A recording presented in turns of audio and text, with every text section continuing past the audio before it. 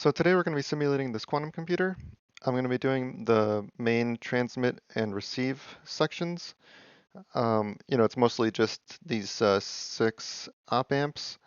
And for the actual quantum, the qubit part of it, we are going to be simulating that via an LRC circuit, and you'll see what I mean. So here is LT-SPICE. LT-SPICE is an electrical engineering simulator, circuit simulator. It's pretty straightforward to use, at least, to get started with. It's free to download. It takes a couple seconds. So here are our two inputs. One of them, basically they both go up to 3.3 volts. The only difference is that they're off by 180 degrees. And so, one of them's on and then it's off. And then at that time, the other one kicks on. And what's nice about that is that you input that into this op amp, and what that does is it flips them over. So now one of them goes negative, and the other one goes positive, and the other one goes negative.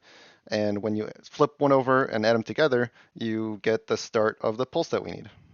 So here's the second step to the quantum computer.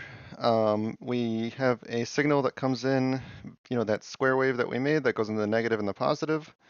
And then that goes through the op amp, and basically what it does is it smooths it out a bit.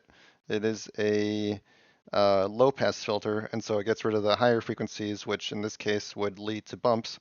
And so yeah, we can continue on with a smoother pulse. So now that we have this smoother pulse, we want to be able to amplify it to the right amount, because you have to give the qubits the right amount of kick so that they flip the right amount. And so in order to tune that, it's easiest to do it by hand. And so we have these two basic resistors, and then pretend like this one's a potentiometer. And so we can control this one if we need to change the magnification. If you look here, we're at this point going 3 volts, negative 3 volts to 3 volts. And afterwards, we're going 6 volts to, negative 6 volts, 6 volts. And the reason for that is because we have 10 kilo ohms here and 10 plus 10, 20 kilo ohms up here. And so you can see that the ratio here, 2 to 1, is the same ratio as you get from the input to the output. And that's basically how it works. If you want to change, how much magnification you get, you just increase this resistance, or, the other vice versa. So the wave that we had comes in through here, and here you can see it's magnified. Then we have a switch which basically cuts off the backside of the quantum computer from the front side to get rid of some of that noise. And then here's the qubit I was talking about, and basically it's a resonating system, and so you can see that we have the original wave, and then it resonates. And so then we can use this switch here to cut out the original wave time-wise. And so then we can just zoom in on the resonating pulse. And then we clean up the pulse from the qubit a bit with the capacitor and some diodes, and then it goes on. So here's the whole second half of the quantum computer. It's easier to just do it in one go because it gets a little tricky. So here's the qubit again. I added this resistor to kind of make it a bit more realistic.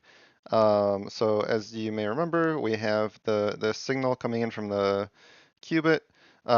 First it goes through this diode, through this op amp, and you can see that the magnification, it's at 4.4 millivolts, and we have this 330 ohms versus 330,000 ohms, and so that's 1,000 to 1 magnification.